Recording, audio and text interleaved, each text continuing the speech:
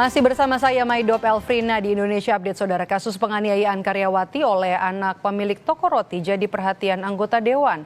Komisi 3 DPR RI memanggil Kapolres Jakarta Timur dan juga korban.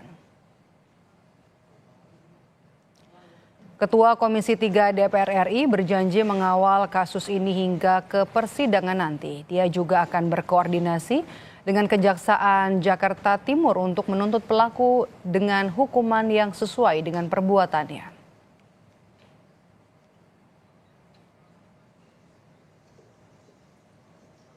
Terus bahkan tim sekretariat nanti akan hadir dalam persidangan, ya, memantau persidangan ini, ya, dan kami akan koordinasi juga dengan Kejaksaan, ya, Jakarta Timur untuk memastikan pelaku dituntut berat, ya. Karena saya pikir berulang ya Mbak Ayu ya peristiwanya ya, dan kita juga jamin ya nih Mbak Ayu tidak diganggu. Kalau kemarin kan tadi ada misalnya di seolah-olah ada pengacara dari Polda dan lain sebagainya, kita juga akan cari itu siapa orang-orang itu juga. Bukan begitu Pak kuasa hukum ya, dan sekarang sudah ada kuasa hukum yang baru. Sementara itu, anggota Komisi 3 Rikuwanto mengkritik penanganan kasus penganiayaan karyawan oleh anak majikan toko roti di Cakung, Jakarta Timur. Rikuwanto menyebut penanganan kasus lambat hingga memakan waktu hingga 2 bulan. Seharusnya 1 minggu bisa selesai. Termasuk videonya juga ada, kok sampai 2 bulan gitu. Saya tadi lihat penyelidikannya hampir 1 bulan. Terus penangkapannya hampir 1 bulan juga. Itu pun setelah viral. Nah ini jadi catatan juga, seharusnya itu bisa lebih cepat lagi ya. Kalau saya berpikir sebagai anggota Polri dahulu, kalau kita fokus kejadian itu langsung ditangani, 3 sampai seminggu itu, 3 hari sampai seminggu selesai tuh. Ya, itu kasus nyata dan kelihatan dan terbuka. Tinggal gercepnya anggota itu. Korban penganiayaan anak bos toko roti ternyata tak hanya sekali dianiaya pelaku. Saat dihadirkan di rapat DPR, korban mengaku juga jadi korban penipuan pengacara. Setelah 2 bulan lamanya, Dwi Ayu Darmawati akhirnya menemukan keadilan. Anak bos toko roti yang menganiayanya sudah ditahan. Entah apa saja yang dialami Dwi selama bekerja di toko roti orang tua pelaku. Yang pasti, barang-barang ini sempat singgah di tubuh Dwi. Ironisnya, pelaku tak hanya sekali menganiaya perempuan berusia 19 tahun ini. Tapi bukan hanya penganiayaan fisik dan verbal yang dialamatkan kepada Dwi. Tipu muslihat keluarga pelaku turut membuat kasus ini mengendap hingga 2 bulan lamanya.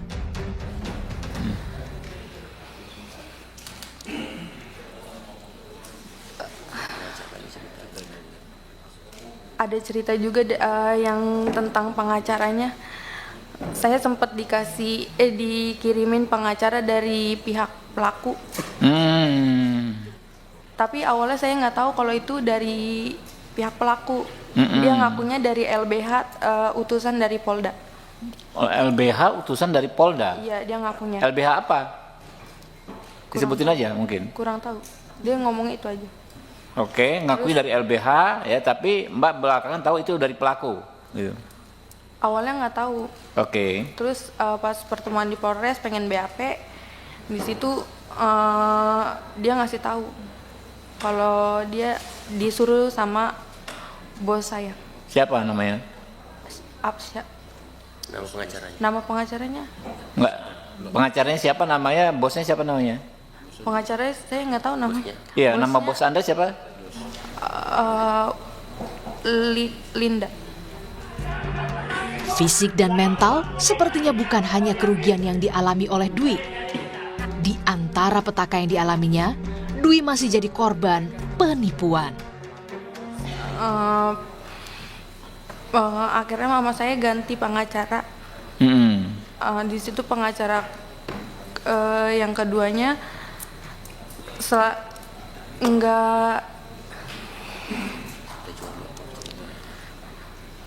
Kalau saya tanya tentang gimana kelanjutannya, dia selalu jawab sedang diproses. Ke si pengacara itu, yang dikirim si itu? Atau pengacara lain yang berikutnya? Pengacara kedua? Iya. Sama juga dari Polda juga ngakunya, bukan? Bukan. Oke. Di situ dia setiap ada info selalu ke rumah dan minta duit. Mama saya sampai jual motor.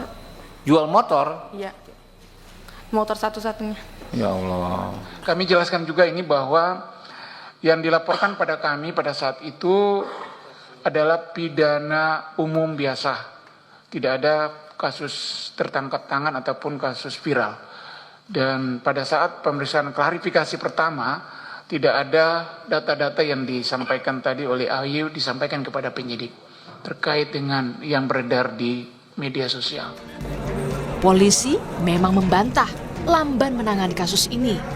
Tapi faktanya, pelaku berhasil ditangkap hanya selang beberapa kali usai kasus ini viral. Jadi, mungkinkah anggapan no viral, no justice bisa segera dikikis? Tim Liputan, Kompas TV.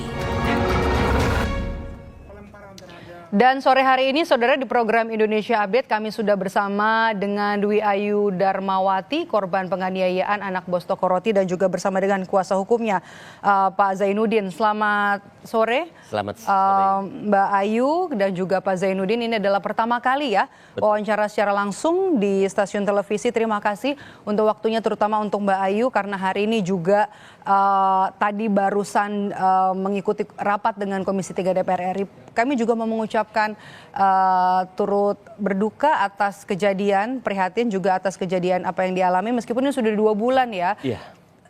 Yang dilihat oleh publik adalah no viral, no justice untuk kasusnya Mbak Ayu ini. Bisa diceritakan, Mbak, tadi pada saat rapat dengan DPR, apa yang mau disampaikan? Apakah semuanya sudah tersampaikan, apa yang ingin disampaikan kepada anggota Dewan?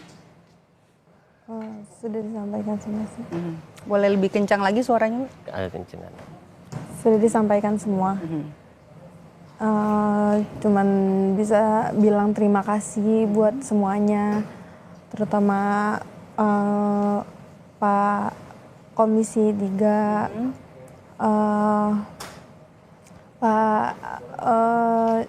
Pak John juga udah ngasih banyak bantuan ke saya. Terus media-media semua, terus teman-teman netizen cuma bisa bilang terima kasih buat support selama ini. Oke, sebelum kasus ini viral kan tidak ada yang tahu, bahkan kan ini bukan kali pertama ya dari video yang viral itu. Awalnya bagaimana, Mbak? Bisa diceritakan? Awal penganiayaan yang terjadi pada Mbak Ayu. Awalnya tuh saya kan sedang bekerja ya di situ, tanggal 17 Oktober 2024 jam 9 malam. Di situ dia datang dari luar, masuk ke dalam toko, duduk di sofa. Terus dia mesen GoFood. Setelah abang Grab datang, di situ dia nyuruh saya buat nganterin ke dalam kamar pribadinya. Di situ saya nolak, kayak nggak mau, itu bukan tugas saya gitu. Tapi dia kekeh maunya saya yang nganterin. Soalnya saya sempat nyuruh teman saya, tapi dia nggak mau, pokoknya saya yang nganterin ke dalam kamar pribadinya. Setelah saya nolak-nolak, di situ dia ngelemparin saya pakai patung, terus ngelemparin pakai bangku, ngelemparin pakai mesin edisi BCA. Habis itu saya ditarik sama bapaknya pelaku buat pulang dan lapor polisi. Orang tua ya? Ya, tapi di situ tas sama HP saya masih ketinggalan di dalam. Terus akhirnya saya balik lagi ke dalam buat ngambil barang-barang saya. Di situ malah saya dilemparin lagi pakai bangku. Akhirnya saya kabur ke dalam ke tempat banyak oven gitu. Saya nggak bisa kemana-mana. Akhirnya saya terus dilemparin dan endingnya dia ngelemparin saya pakai loyang yang mengakibatkan luka sobek. Dari situ dia masuk ke dalam, baru saya bisa kabur keluar. Itu sempat ada luka berarti? Dari penganiayaan yang dilakukan dalam satu hari yang sama ini? Iya. Bocor. Oke. Ada yang berusaha melerai nggak, Pak? Kalau kita lihat video itu kan sepertinya penganiayaan dilakukan bertubi-tubi begitu ya. Ada berusaha orang-orang yang ada di sana, kan ada banyak yang dalam video. Ada yang berusaha melerai nggak? Ibunya sih yang kayak narik tangan, maksudnya ngalangin tapi malah ditarik tangannya sama pelaku. Oke. Ini juga jadi menarik ya kalau kita lihat kasus 2 bulan mandek di kantor polisi. Mbak Ayu boleh sekaligus cerita juga untuk bagaimana proses hukumnya pada saat melaporkan ke polisi. Awalnya lapor kemana? Ke Polsek Rawamangun? Iya, habis itu baru karena di situ nggak bisa nanganin, akhirnya ke Polsek Cakung. Terus Polsek Apa jawabannya? Tidak bisa menangani artinya maksudnya bagaimana? Apa kata polisi? Mungkin karena nggak tahu juga sih kenapa ya. Ada bukti-bukti juga yang dibawa pada saat ke kantor polisi? Baju sama foto video. Video penganiayaan. Ada visum, sempat divisum juga oleh polisi? Visum. Oke. Akhirnya dari Cakung tuh karena nggak bisa, akhirnya kita disuruh ke Polres Jakarta Timur. Di situ diterima laporannya, terus udah selesai laporan baru kita ke visum. Oke. Tahan dulu Mbak Ayu, ini juga jadi menarik ya. Tadi kita sempat sudah ngobrol dengan Pak Zainuddin. Pak Zainuddin ini baru resmi jadi kuasa hukumnya Mbak Ayu ini tanggal 15 Desember. Artinya ini hari ketiga ya? Iya, betul. Oke, sudah ada informasi waktu itu dari polisi apa penyebab tidak bisa ditangani? Ada ditolak 2 Polres Rawamangun dan juga Polres Cakung, bahkan juga 2 bulan mandek. Ya, jadi saya itu tanggal 15 itu langsung dari rumah itu setelah terima telepon dari Bang John LBF. Jadi tolong ini dibantu, dia bilang terkait hal lain-lain nanti urusan saya. Dia pokoknya backup semua dan saya langsung datang telepon Ayu. Kebetulan hari itu Ayu sedang ada undangan untuk BAP tambahan seperti itu gitu loh. Nah kita kembali terkait Polsek Rawamangun kenapa menolak wilayah tempat kejadian perkara itu tidak di wilayah Polsek Rawamangun seperti itu. Sedangkan kalau Polsek Cakung memang Polsek kan memiliki kewenangan yang terbatas. Jadi terkait kes ini makanya diarahkan untuk langsung ke Polres agar bisa ditindak lanjuti lebih cepat seperti itu gitu loh. Nah kembali ke tanggal 15 itu, nah kebetulan saya datang, pengacaranya ini Ayu ini sudah ditangani oleh 2 pengacara. Jadi pengacara pertama itu memang menurut Ayu itu dari orang tua pelaku. Nah pada akhirnya ibunya Ayu ini berinisiatif mencari pengganti pengacara karena dianggap itu kan dari si pelaku, dari pihak pelaku, takut ada konflik of interest seperti itu gitu.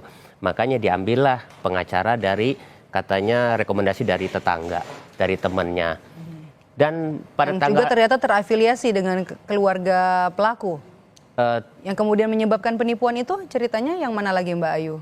Tidak arahnya ke sana sih. Jadi pengacara yang kedua ini menurut Ayu dia itu seolah-olah ya tidak melakukan aktivitasnya, hanya dia mencoba meminta uang gitu sampai Ayu ini jual motor. Tidak ada upaya hukum artinya? Iya betul gitu, seperti itu. Jadi alasannya buat operasional biar cepat segala macam kan. Akhirnya Ayu ya habis-habisan, walaupun angkanya nggak seberapa, buat Ayu itu lumayan besar. Permintaan untuk motor itu bagaimana Mbak Ayu? Ada permintaan uang artinya dari kuasa hukum? Iya, karena mama udah nggak ada duit lagi, jadi mau nggak mau jual motor. Tapi motor dijual. Memang untuk biaya fee lawyer begitu? Iya. Untuk penanganan kasus ya? Iya. Oke. Mbak Ayu, sudah ada permintaan maaf belum dari pelaku ataupun keluarga sebelum akhirnya pelaku kemarin ditangkap? Ibu dari pelaku sih by chat. Ibu dari pelaku sudah menyampaikan pesan begitu ya? Iya. Kalau secara langsung bertemu? Belum, paling awal-awal kena berdarah tuh kan dia juga yang nganterin ke klinik kan. Itu dia yang minta maaf. Itu secara langsung. Iya. Kalau upaya damai ada dari pihak pelaku ataupun keluarga? Ada upaya itu? Tidak ada upaya sama sekali. Komunikasi dengan keluarga gimana, Pak Zainuddin? Belum ada sejauh ini. Sejak si pelaku dilakukan penahanan hingga saat ini belum ada. Oke, kalau kita lihat balik lagi no viral no justice ini, video yang viral ini kemudian juga jadi salah satu bukti akhirnya kasus ini juga bisa terungkap. Ini juga jadi salah satu bukti yang dibawa ke polisi. Polisi tanpa harus kita memberikan bukti, mereka sudah tahu gitu. Kasus ini jadi viral. Bahkan sebelum penahanan itu ya 2 hari sebelumnya kan viral gitu loh kan. Jadi ya sebenarnya sih bukan karena viral juga gitu loh. Karena memang prosedur di kepolisian itu kan memiliki tahapan. Sedangkan Ayu menurut informasi dari pihak kepolisian kan pada saat membuat laporan itu video itu tidak ada gitu loh. Iya. Jadi hanya memberikan baju atau kaos bercak darah sama foto gitu loh kan. Seperti itu aja gitu loh. Jadi menjelang akhir Desember ini baru ada yang mulai upload gitu loh. Tanpa sepengetahuan Ayu gitu. Itu yang membuat viral, tapi memang proses itu berjalan normatif kalau menurut saya gitu loh. Jadi 2 bulan itu menurut saya belum lama gitu. Memang itu. Oke, Mbak Ayu, apakah ada korban lain, korban penganiayaan lain sepengetahuan Anda? Saya sih nggak tahu ya kalau korban lain. Paling saya taunya tuh dari mulut-mulut aja sih. Kayak dikata-katain gitu, dimaki-maki. Gitu. Penganiayaan secara verbal begitu? Iya. Anda atau ada karyawan lainnya? Karyawan lainnya juga. Karyawan lainnya. Tapi mereka tidak mau melapor? Enggak. Mungkin nggak berani juga ya. Atau nggak ada bukti atau gimana, nggak ngerti juga sih. Ada ancaman tidak dari pelaku ataupun dari keluarga? Dari ibunya pelaku ya, kalau pas semenjak ini viral dia ngomong kalau videonya nggak dihapus, saya bakal laporin ke polisi gitu. Ke Mbak Ayu? Tapi chatnya dihapus, itu by chat. Kapan itu Mbak tanggalnya? Belum lama viral deh pokoknya. Berarti dalam pekan yang ini ya? Iya. Oke. Ini kan tadi cerita dari Mbak Ayu ini adalah memesan makanan secara online, kemudian minta diambilkan dan juga diantarkan ke kamar pribadi, begitu ya.